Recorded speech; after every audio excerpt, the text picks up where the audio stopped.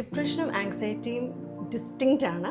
ഒരു ഫിസിക്കൽ ബോഡിക്ക് proper food digest ചെയ്യുന്ന പോലെ തന്നെ നമ്മൾ മെൻ്റലി മൈൻഡിനും പ്രോപ്പർ ഡൈജഷൻ വേണം. It's a 1 hour therapy.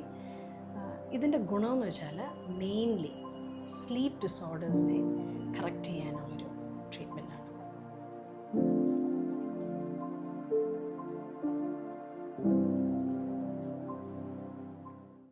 നമ്മൾ മെൻ്റൽ ഡ്രോമയെക്കുറിച്ച് ഇപ്പോൾ പറഞ്ഞതല്ലോ. അതെ, ഈ മെൻ്റൽ ഡ്രോമ ആക്ച്വലി നമുക്ക് ഓവർകം ചെയ്യാൻ വേണ്ടിയിട്ട് പലരും മെഡിസിൻ ഉണ്ട്, പക്ഷെ അതിനൊരു ആഫ്റ്റർ എഫക്റ്റ് ഉണ്ട്.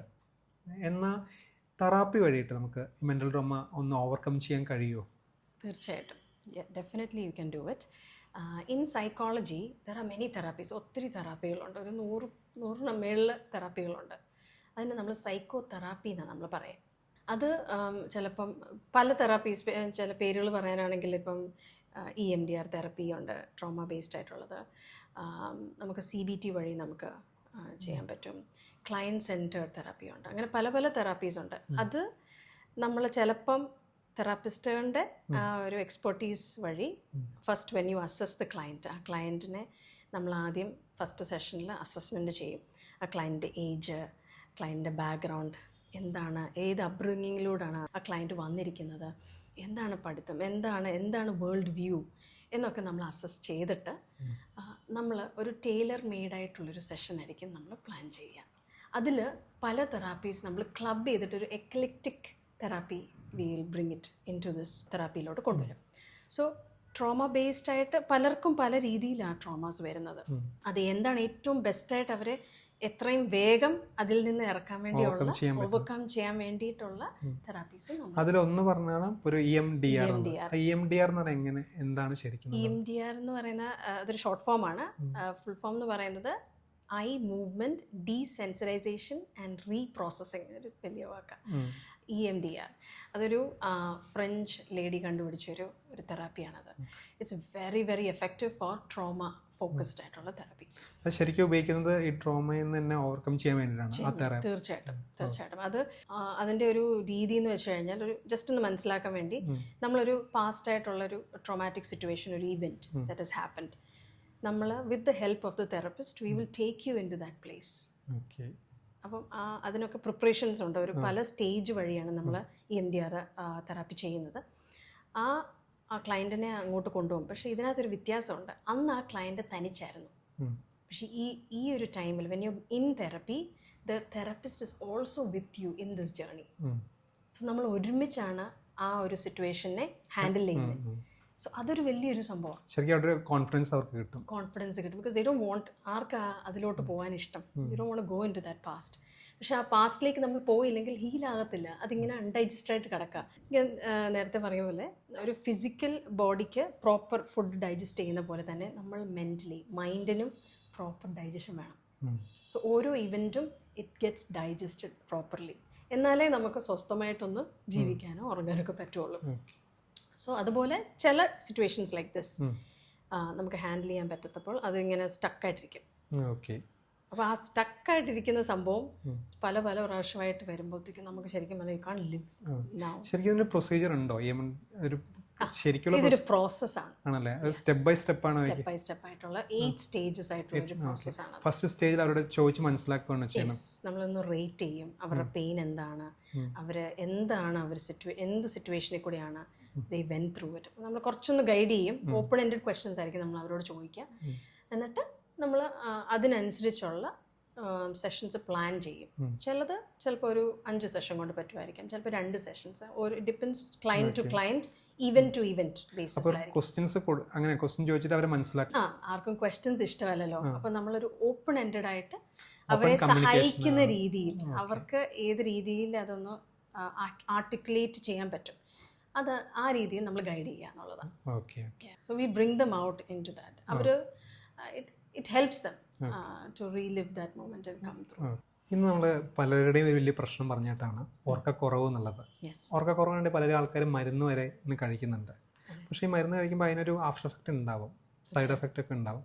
പക്ഷേ ഈ തെറാപ്പി വഴിയിട്ട് അതിനൊരു സഹായം ചെയ്യാൻ പറ്റുമോ? ശരിക്കും തെറാപ്പി കൊണ്ട് ഒരാൾക്ക് ഉറങ്ങാൻ പറ്റുമോ എന്നുള്ളതാണ് ഒരു സംശയം.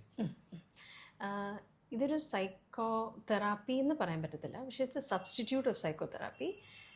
The treatment name is access consciousness bars.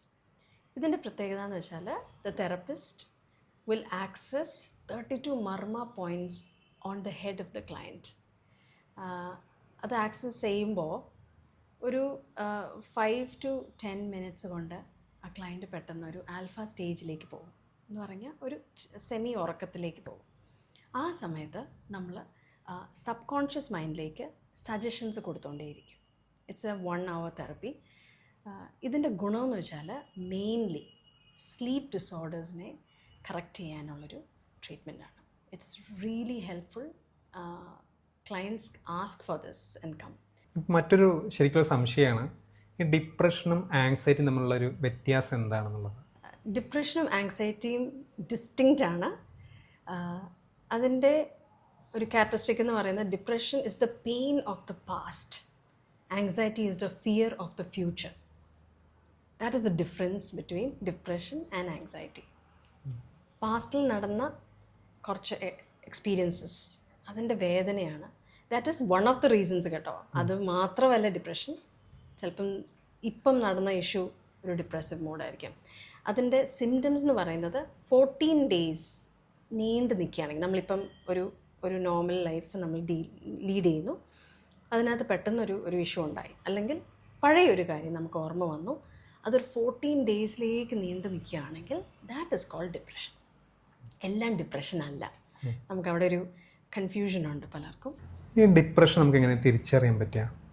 ഒരു നോർമൽ ഹ്യൂമൻ ബീങ് ഒരു 14 days, ദാറ്റ് ഇസ് 2 weeks നീണ്ടു നിൽക്കുന്ന ഒരു സാഡ്നെസ്, അതിന് ബിക്കോസ് ഓഫ് ദാറ്റ് അവർ ഐസൊലേറ്റ് ചെയ്ത് ഒരു റൂമിലേക്ക് അങ്ങ് ഒതുങ്ങിക്കൂടി ഒന്നെങ്കിൽ ഓവർ ഈറ്റ് ചെയ്യും അല്ലെങ്കിൽ അണ്ടർ ഈറ്റ് ചെയ്യും. ഭയങ്കര ഒരു സാഡ് ഫീലിംഗ്. അതിനാണ് നമ്മൾ ഈ ഡിപ്രഷൻ എന്ന് പറയുന്നത്. അതാണ് മോസ്റ്റ് ഓഫ് സിംറ്റംസ്. യൂഷ്വലി ചെയ്യുന്ന കാര്യങ്ങളിലൊരു ഇൻട്രസ്റ്റ് ഇല്ലായ്മ, വെളിയിൽ മനുഷ്യരെ കാണണ്ട, മാക്സിമം വിൻഡോസും ഡോസും എല്ലാം അടച്ചിരിക്കുക, ലൈറ്റ് ഓഫ് ആയിരിക്കുക. These are all symptoms of depression. There are different types of depression. ചില പേരത് ഡിപ്രഷനെ തെറ്റിദ്ധരിക്കാൻ സാധ്യതയുണ്ട്. ചില പേർക്ക് ഒരു മൂഡ് സ്വിങ് ആയിരിക്കാം, അല്ലെങ്കിൽ ഹോർമോണൽ ഇംബാലൻസസ് ആയിരിക്കാം, ചിലപ്പോൾ ഒരു സാഡ്നെസ് ആയിരിക്കാം, ഗ്രീഫ് ആയിരിക്കാം.